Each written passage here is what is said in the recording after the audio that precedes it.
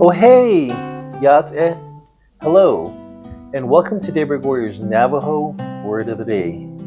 Today's Navajo Word of the Day is going to be congratulations on graduating. You can say that 3 different ways.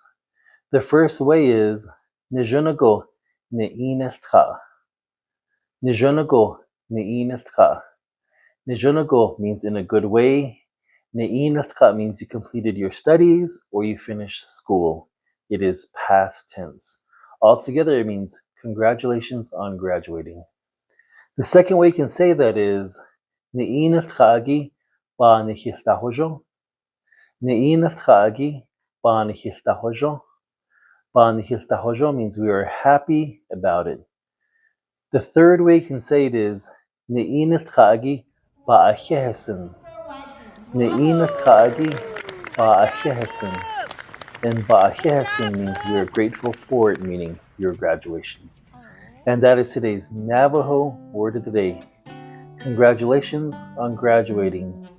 Nizhónígo nihił, or nihił ba nihił, or nihił ba ahééh. Have a nice day. Nizhónígo nihił.